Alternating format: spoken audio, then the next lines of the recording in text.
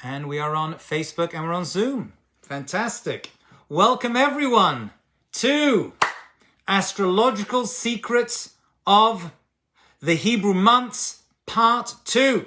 Now, if you haven't watched Part 1, that's okay.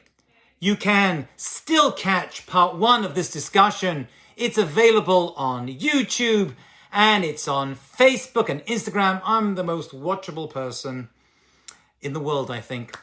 So I'm available there. You don't have to have watched Part 1 in order to understand Part 2. We're going to do a little short recap of some of the main ideas. But after watching this class, if you enjoy it, I would highly recommend just get some more background information and some context to go back and do watch Part 1 of this. But do not worry if you haven't, because this is a stand-alone class. So let's just recap very briefly on some of the ideas from last class. Let me just let some people from the waiting room. That's great. Thank you so much, Jessica, for doing that. And last class, we spoke about the idea of the mazalot.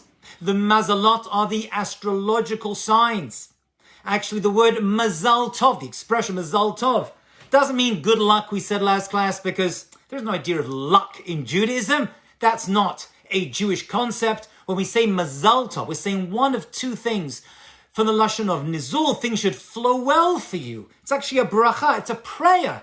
You're giving somebody, right, they're about to get married, or they are getting married, or they've had a child. We say mazal tov, things should flow well for you. But really, the literal translation is that the mazalot should be aligned well for you. That means all the astrological signs. Because the moment a person is born, or they take on a certain task, there is a time of day which has a mazal, and there is a Hebrew month, which is going to be our discussion today, that has a mazal as well, a certain energy that comes with that month. There's certain times of the year we want to do things, and certain times of the year in Judaism, we don't want to do things like get married or get involved in business dealings. So we're going to watch out for that as we go through. We also spoke about Avraham Avinu, Abraham, who realized astrologically, he was very aware of this wisdom. Abraham realized that he wasn't going to be able to father a child through his wife Sarah. And therefore he turned to God and said, what am I going to do? And God said, don't worry, Avram cannot, but Avraham can. And he changed, as it were, the mazal, the astrological power that surrounded Avraham Avinu, Abraham, and he gave him the ability to rise above the stars. And so too his descendants, that's us. We are above the mazalot. We're above the zodiac. We have the ability and the power to rise above any astrological predictions. And we even gave a wild story about Rabbi Akiva, who was told by an astrologer. He didn't seek out this information. An astrologer met him and put this information onto him and said, your daughter is going to die on her wedding day. And her wedding day came and went, and she lived. And he realized that she had done chesed. She had done a beautiful act of kindness on her wedding day, that she fed a poor person. And actually, she should have died by a serpent's bite. There was a dangerous, viperous snake in her room where she was getting ready to get married. And she had the fortunate ability to kill that snake without even realizing it with a hairpin. And that's what made her survive. And Rabbi Akiva said, you see, great acts of kindness can overcome even astrological predictions. And that was all last week. What we're going to do this week is something unbelievable. We're going to go through every one of the Hebrew months, because each month has a certain energy, a pattern, and actually a tribe that comes with, because there's 12 months of the year, and there are 12 Jewish tribes, and each one of those tribes is aligned with a different Jewish month. The names of the month that we're going to look at actually are not Hebrew. They're not even written in the Torah. The Torah doesn't give names for the Hebrew months. It numbers them, just like the days of the week besides Shabbat are numbered. Day 1 is Sunday, day 2 is Monday, and so on. So too, the Hebrew months in the Torah have numbers. Month 1 is Nissan. as we're going to see, because that's the month the Jewish people left Egypt. Okay, month 2 is Iyar. These names, which are actually Aramaic, were given by the rabbis to each month, and each one of these names also has a secret that it can reveal to us about the astrological energy that is latent, that lies within each and every month. So this is what we're going to do. We're going to go through the 12 months. We started last week. We're going to pick up, not where we left off. We're going to kind of recap the first 3 months and then finish off. We're going to do 12 months together. And for each month, we're going to look at the Aramaic name, which the rabbis gave with a very specific purpose. We're going to look at the energy that comes with each and every Jewish month. We're going to look at the astrological sign, the symbol that comes with this month. And finally, we're going to somehow try to also implant inside each month, or align it, that's probably a better expression, the Jewish tribe and why that tribe is connected to that month. Okay? That's what we're going to do. And let's start right now. So the first month is not Tishrei. That's actually the 7th month, right? But you thought, one second, Rosh Hashanah. That's the first day of Tishrei. Isn't that the Jewish New Year? And the answer is, no, not really. That's when Adam Rishon, that's when Adam was created, and Eve as well. And that is definitely a new beginning, as we're going to see. But we're talking about the Hebrew months. And for the Jewish people, the first month is Nissan, because that's the month we were redeemed from Egypt. And so the first mitzvah given to the Jewish people as a nation was actually while we were still in Egypt. And God said, HaChodesh hazeh lachem. You got to set up a calendar. You got to set up months, Hebrew months. Every single month, we see the moon waxes and wanes. There is Rosh Chodesh. Rosh means head or beginning. Chodesh of newness. Chadash, month. Same word. Chodesh, Chadash, new month. And so there's a renewal that comes with every single month, a new power, a new energy. And so Nissan is the first of the 12 months when we start to number them. When the Torah speaks of month 1, it's talking about Nissan, because that's when we became the Jewish people and we left Egypt and prepared to receive the Torah and go into Israel. So the month is called Nissan, and the energy that comes with that month is redemption. Redemption, because we were redeemed from that month. So that is a month when a person's looking for redemption in their lives. It's a good month to tap into. And of course, it's the month that Pesach falls in, right? Halfway through the month, we celebrate the Jewish holiday of Pesach, because that's when we left Egypt. And the sign is Aries, which is the lamb. And you should have realized that's the Paschal lamb, the Korban Pesach, because the Jewish people were led out of Egypt. Just like a lamb is led by the shepherd, so too we were like a lamb. And of course, the lamb was the symbol of Avodah Zarah, of idol worship, because the Egyptians worshipped the lamb, and therefore God commanded us to kill it and to take the blood and put it onto our doorpost, our mezuzot, which is actually where the mitzvah mezuzah comes from later, and to eat this lamb. Eat this Pascha, and we actually ate their God, small g, okay? And we use that, and every year we bring the Korban Pesach, when the temple stood, as a sacrifice. And the Jewish tribe that is connected to Nissan, so we have Nissan is the month itself, and we were redeemed on it, and the lamb represents the Exodus from Egypt. We were led out, we said. It's an Aries, it's redemption, and Judah is the tribe of royalty, okay? Because our Jewish kings come from the tribe of Judah, like King David, King Solomon, and eventually Mashiach as well, right? He's also obviously going to be a direct descendant of King David. And so Mashiach himself is connected very much, because the final redemption, what started with the redemption from Egypt, is going to complete with the redemption from our final exile that we're in today. And that is the power. And that's why the word Pesach means Pesach. We speak because a king rules by his decrees. And we speak the Haggadah, which means to tell over the story of Pesach. So that's month number 1. Month number 2, which obviously Nissan leads into, is Iyar. And Iyar is represented by Taurus, the ox. And the ox represents hard work, because it's the ox, right, that leads the produce, meaning the plow, and it allows us to work the land. Is a very, very powerful animal. And so the tribe that is connected to that is Issachar. Issachar were the Torah learners, and they're the ones who work hard, right? Helping us to prepare for Sivan, which is going to be the month that the Torah is given in. So the energy that comes with this month of Iyar, the second Hebrew month, is hard work. The ox, the Taurus, and Issachar are the ones who used to teach the children, right? And would learn Torah as much as possible. And they represent the hard spiritual work that is needed, that's going to help us prepare for the third month. And the third month is Sivan.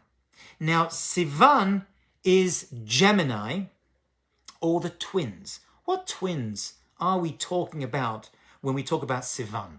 Well, the twins, there's two opinions. One opinion is that it's God and the Jewish people, because Sivan is the month that we receive the Torah. And so God twins together with us and faces us, and we are together as we are ready to receive the Torah. And there's a feeling with twins of unity, of achdut, us and God, just like a bride and a groom. These twins also represent the Chatan and the Kala, because we married God at Mount Sinai. We will receive the Torah at Mount Sinai. So this twinning of the Jewish people and God culminated in the month of Sivan, and therefore the energy that comes with this month is unity, in Hebrew, achdut.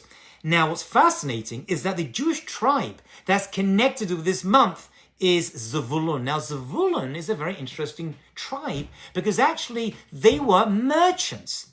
They were seafarers, and they're represented by the ships, because they were always at the harbor importing and exporting goods from the land of Israel, and that's where they were situated. Why, in the month of unity, right, the month of us and God coming together, is Zevulun there? They were business people. They weren't involved in Torah like the previous month, Issachar. And the answer is, my friends, because Zevulun used to make the money, and they would share it and support the rest of the Jewish people, specifically another tribe, which is Issachar. Issachar were the Torah learners we just mentioned. They represent Iyar, and Zevulun represent Sivan, because en Kemach and Torah, if you don't have the financial means to support Torah, you're not going to get anything at all, right? It costs to be Jewish, right? To have a Jewish life. And so they had the merit, this tribe had the merit of financial success, because they gave charity and they supported the rest of their brothers in the land of Israel through the money they made from their ships and their business. So Sivan, unity, the twins, which is also Issachar and Zevulun, these two tribes that learned and worked and supported each other, okay? One of them accrued benefit from the learning, and the other accrued the benefit from their financial support, right? And that is Zevulun. That takes us into Tammuz.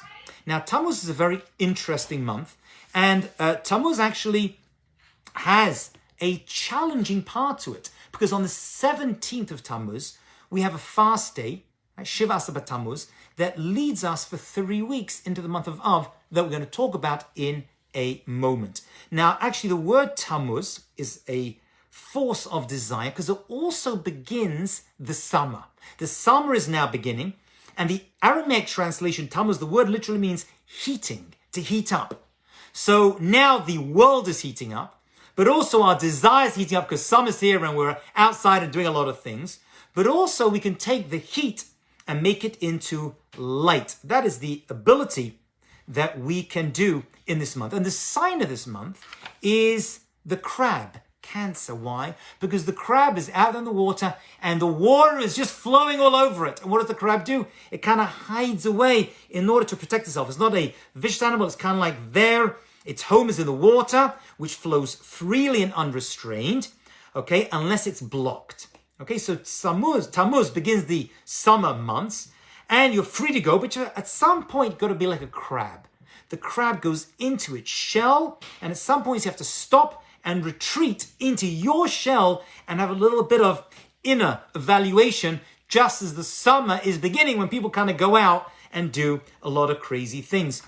The energy that comes with this month is actually clarity of vision. Tammuz is clarity of vision. okay? Because now you're outside and you are seeing, and that is what we have the ability to do well. Now, the Hebrew, the tribe that goes together with this month of Tammuz is Ruvain, and the tribe Ruvain were known as very impetuousness. They were like flowing water. That's how they're actually described. They're out like flowing water.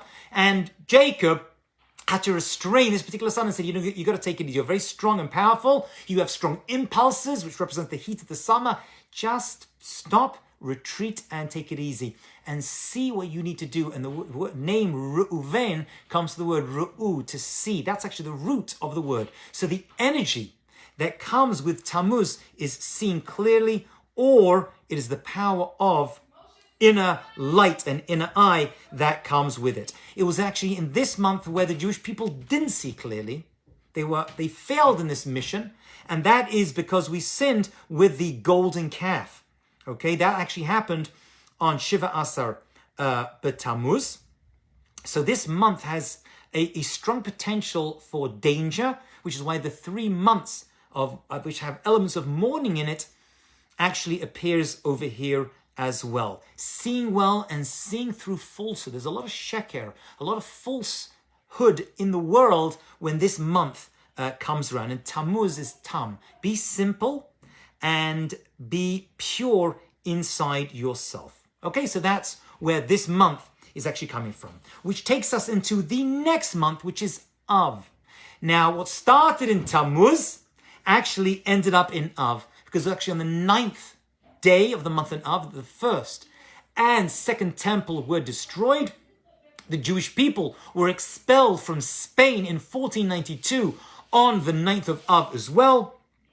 I believe Auschwitz opened on this 9th of Av as well. This is a very challenging month. Well, actually the beginning of the month is very, very challenging. However, it's got an unusual name. Av means father. Okay, actually in Hebrew as well as Aramaic, because God, our Father in heaven, is with us even during the most challenging times.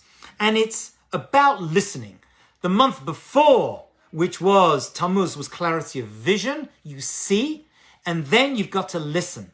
And listening always connotes understanding, right? Shema. And the tribe that goes together with this makes sense. That's Shimon. And Shimon comes from Shema, to listen. So the tribe of Shimon were associated and aligned together with this idea of listening and understanding as well. Okay? And it's actually the sin of listening to bad things, because every month has potential for good or bad. And actually we listened to the report of the spies when they came back from Israel and gave a bad report, which ended up with us not being able to enter into Israel for 40 years because of the sin that happened in the month of Av. What happened? The spies came back. They gave a bad report. They spoke Lashon Hara about the land of Israel, and the Jewish people listened and believed what they listened to. And so the idea of Av is about trying to purify the ability of listening, the power of Shmiyah. Okay, because this month has potential for great listening, Shema Yisrael, Adonai Eloheinu Adonai Echad, but also has the power for us to listen to bad things which can lead to destruction. Okay, so we're working on speech, correct speech, and listening and accepting this ability of listening as well. Which takes us into the next month. And the next month, already we're on a trajectory towards Teshuvah, which is repentance. Because this month is an unusual month. Elul has no Jewish holidays in it. And usually, we're going to see later on when we get to Cheshvan, is a bad thing, but not Elul. Elul has no holidays in it, which is usually a good thing. However, it's preparation for the month after.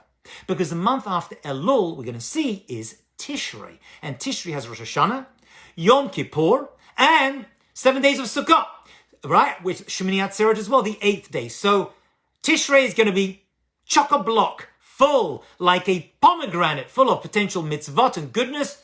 But Elul doesn't, because you can only be worthy of Tishrei, my friends, if you work and fix on Elul. So Elul, the energy that goes with Elul is preparation to return. because obviously on Rosh Hashanah. And then Yom Kippur, we are preparing ourselves to return to God.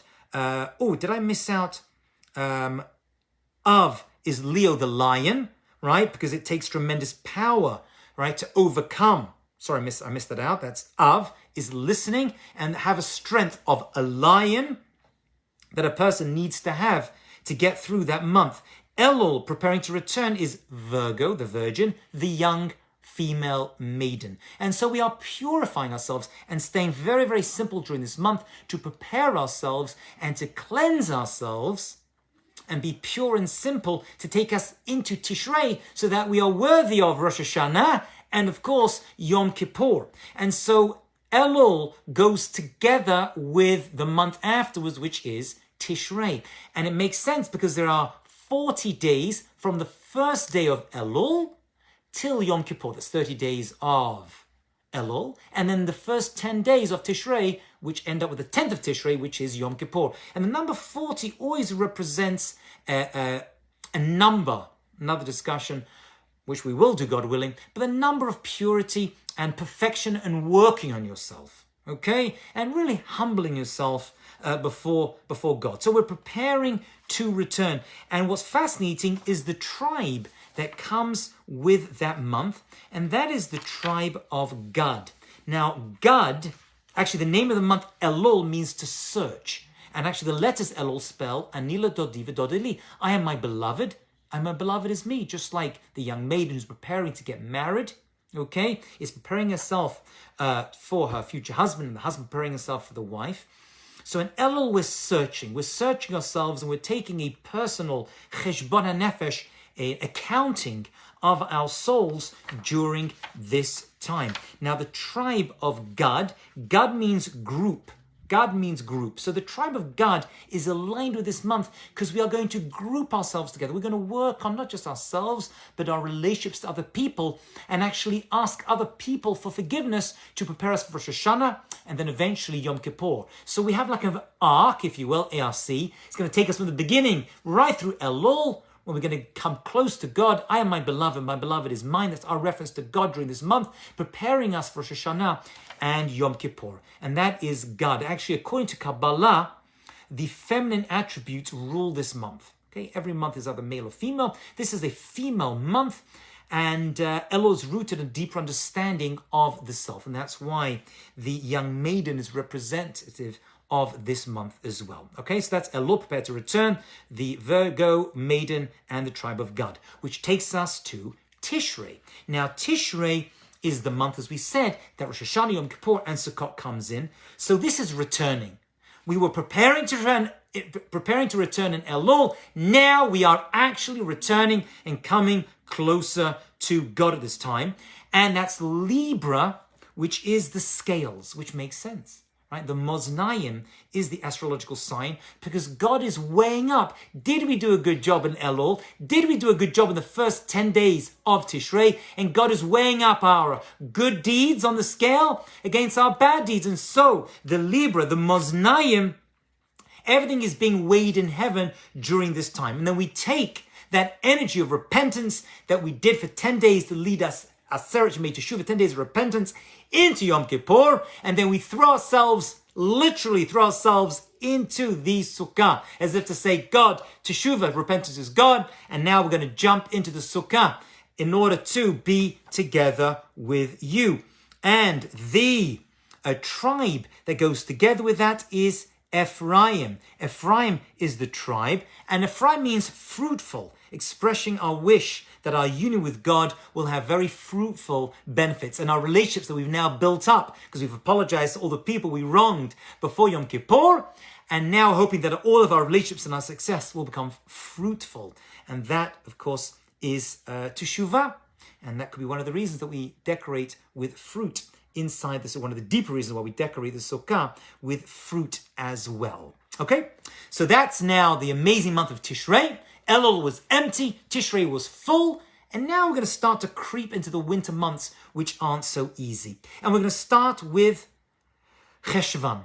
Cheshvan is the beginning of the winter months, and the energy is bitterness and cold. Bitterness and cold, and it's Scorpio the scorpion because the bite of the scorpion is considered to be cold and a very, very bitter. And it symbolizes the danger of approaching life without passion and heat, because you now get into the winter, it's cold.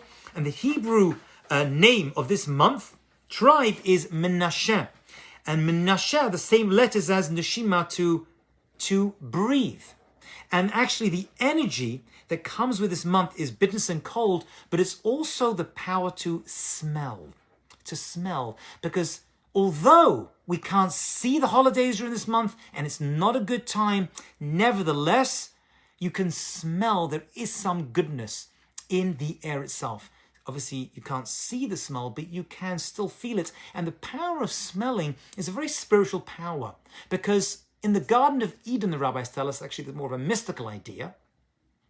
The Adam and Eve sinned. They saw the tree and they heard God's command and they tasted and they touched it, but they never smelled the fruit, which means this idea of smelling is still very, very pure. The idea of reach stayed a very pure sense that is still there. And so we have the ability to breathe in and somehow breathe life into this otherwise very empty and cold month of Cheshvan. It's actually referred to as Mar Cheshvan. It's called bitter because there are no Jewish holidays. But if you can work on this deeper power of smelling, of the idea of smelling, Hebrew word is lahariach, to smell, because we are breathing in. Ruchniut, reach is ruchniut, which is spirituality. So that is the power that comes with Cheshvan, bitterness and cold, just like the cold bite of the scorpion, where you have the ability to Menashe, is the tribe, is to Neshima, to breathe in, to smell goodness, even at the most difficult, coldest, darkest times. Which takes us into Kislev. And Kislev is the heart of winter, but it has inside it having faith in God. That's the energy. Trust is the energy that comes with the month. And it's the month, of course, that Chanukah appears in. And we have faith and trust in God, which led to the Chanukah miracle, which is obviously a very great month. And Kislev has inside it, although we're in the heart of winter and darkness, to bring light. And light represents faith in God himself. And that's what the Jewish people have the ability to tap into, just like the Maccabees, right, the Hasmoneans, were able to do at this time. The Hebrew word Kislev derives from a Hebrew word which is kesel, which can mean confidence or trust. So feel confident in this month that good things and miracles can happen to the Jewish people, and we're going to light the menorah. We start lighting this month. Actually, it's a very weird thing. Hanukkah is the only holiday I can think of that actually goes into 2 different months. What starts in Kislev is actually going to continue into Tevet, that we're going to get to in a moment, okay? So Hanukkah has the power of open miracles. And actually the tribe that goes together with that is the tribe of Binyamin, because they possessed valiant warriors, because the Temple Mount and Jerusalem, parts of Jerusalem, were actually in their hands. Right? That fell into the tribe of Binyamin. So they were involved in this battle as well, because they were situated around the temple when the Hanukkah miracle occurred. That's what happened, yeah? And that's represented by, that's Sagittarius, is Kislev. Sagittarius is the month of Kislev, and that is the bow, because the bow represents the first rainbow that was seen after the flood of Noah. And this symbolizes the pact that God made with mankind to never destroy the world again. And so the darkest time of the year, we're shown the rainbow in this month to say that we will survive and will get through the most difficult challenges that come to our people. And that's Binyamin, which are Jerusalem and Temple Mount as well, in that area, in that region. And that is Kislev, and that is the bow, right? The bow, the arrow, but also the bow, the arc of the rainbow, that God is always with us, okay? And that's trust. Which takes us into the next month, which is Tevet. Now, the month of Tevet, it's all good. It's all good, because the word Tevet comes from the Hebrew word, because it's Aramaic, Tov, which means good. And the goodness we're going to work on in this month, the energy that comes with this month, is specifically the good of the eye.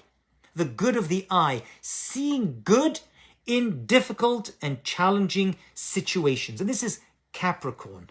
It's all good. We want to have a good eye for other people. And the month comes with the tribe of Dan. Okay, Dan was the tribe which comes from Din, which is judgment. Okay, so you have to judge situations. This is the month where you're going to have to, it's still dark, it gets dark out, and you're going to have to kind of figure out exactly what's good. Use your eye for the good and make a judgment call on exactly what you're looking at. So the work of this month is judging other people favorably. Have a good eye, an ayin tov, not the opposite, which is an ayin hara, which is not a good thing. And the sign, of course, is Capricorn, which is the goat. What is the goat doing over here in this month? A mature goat, even a ram.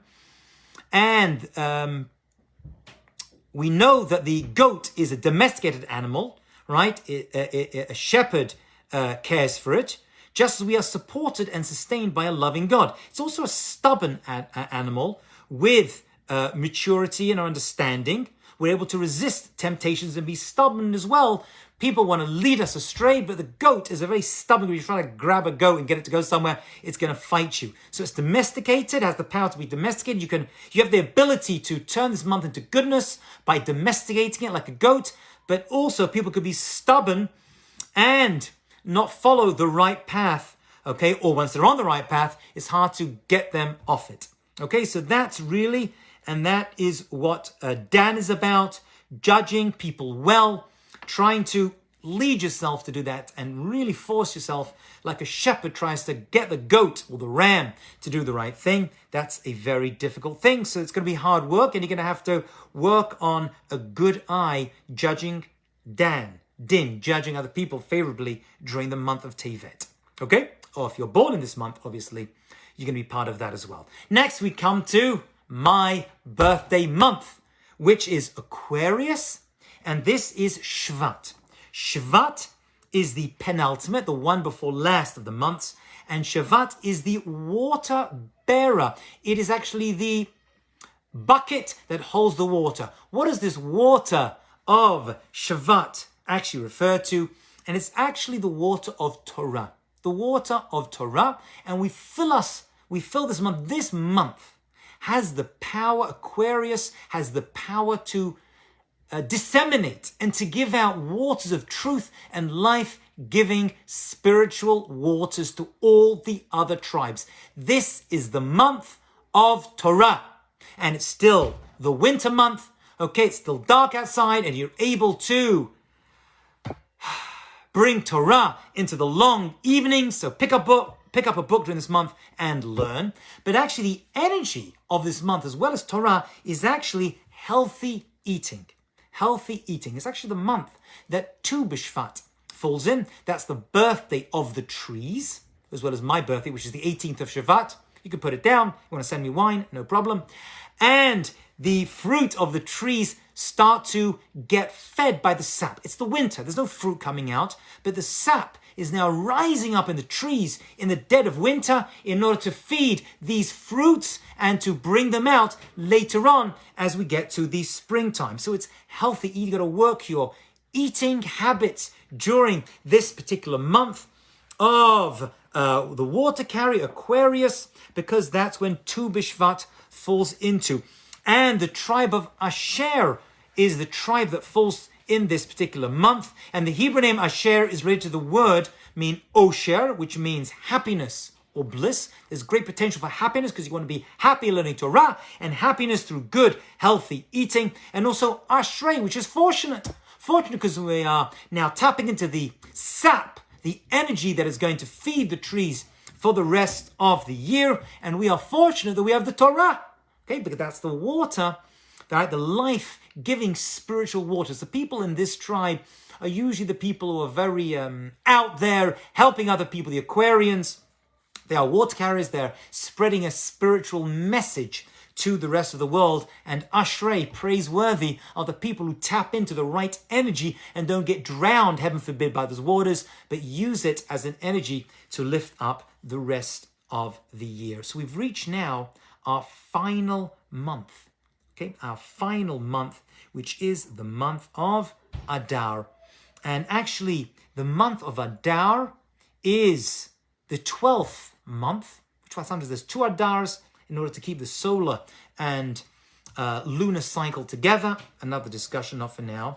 And Adar, of course, is a very amazing month. What a great way to finish the year, because this is the month with the energy of laughter. Schok, laughter. And that is represented by Pisces, the fish, the tribe of Naftali. We'll see in a moment. Why? Because this, my friends, is the month of Purim. And Purim is all about laughter. And that's why Pisces falls here as well. Because what's laughter? Something's going one way, and then, boom, there's another fish going the other way. So the opposite directions of these fish represent the symbol, the astrological sign of this month of Pisces. Because the Jewish people seemed like they're going to drown. Haman was going to kill us. And this month has potential for death, but it also has potential for great redemption as well. It looks like it's going this way, and suddenly things can turn around, and suddenly we are moving like these 2 fish that are moving that way, and that's actually what makes us laugh, right? What's a joke? A joke is going this way, and suddenly the punchline comes and turns it on its head, and what do? We laugh.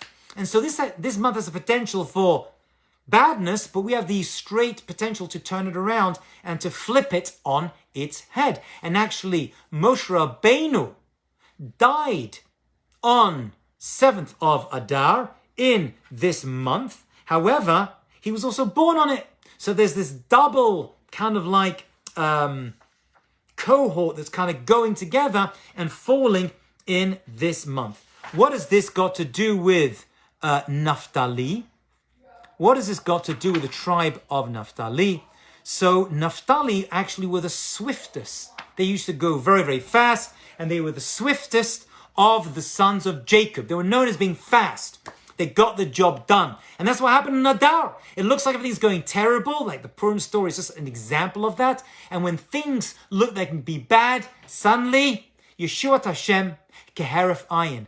God's redemption can come in the blink of an eye, and that's Naftali. Naftali represent great speed, right? They can turn things around really quickly, as only God can do that, right? When we try to turn things around, it takes weeks, months, years, like a big ship to turn it around takes time. But God can turn things around on a dime. The redemption can happen in a second, just like it did in the Purim story. So Adar it's going this way, not looking good, and bang, it goes that way instead. That's Pisces. For people of this month are people who can bring laughter and joy to other people. They represent great speed. Usually they're people who get stuff done very quickly. There's a potential of danger that you can get things done and not do it right. So it has to be a controlled speed that comes together with this month. So that's laughter, that's Pisces, and that's the tribe of Naftali. It looks like it's going one way, and God can turn it around. And that completes our entire year. Hopefully I covered it or didn't leave anything out. What starts at Nissan with great redemption completes and ends on Adar with laughter. Because when do you laugh? At the punchline. And when does the punchline appear? At the end of the joke. So it makes sense that the laughing month, which is Purim month, which is Adar, where everything just turns around for the Hafachu, appears at the end of the year, because you look back like the last page of the novel, right? The last scene in the movie, it all makes sense. In Adar, you're able to look back at the year and be like, I laugh at all the challenges that happened and occurred during the entire year. I laugh at it because now we have the ability to turn it all around, and whatever happened during the previous 11 months, Adar comes along and says, we can laugh it off and turn it all around. And that's the energy of Purim, which Mordechai and Esther were able to tap into in order to turn it all around. Friends, that's the secrets, the deep secrets that we touched upon of the 12 Hebrew months. That's the energy that we can tap into during those months. Those are the names that were given to the months in Aramaic to represent the power. And of course, that is the tribe that is aligned together with each of those months as well. Thank you all for listening. We've come to an end. Wow, that's 40 minutes gone very quickly. This class will be available on Instagram and on Facebook. And tomorrow, if you're around 12 p.m., I will be speaking on 10 from 20. 10 ideas which I picked up from the year 2020 that I want to share with you. Certain reflections I'd like to give each and every one of you on the year, at the end of the month of December for 2020, and God willing, a successful and healthy 2021. So please join us for that, 12 p.m. tomorrow. Thank you everyone for listening. Have a great evening.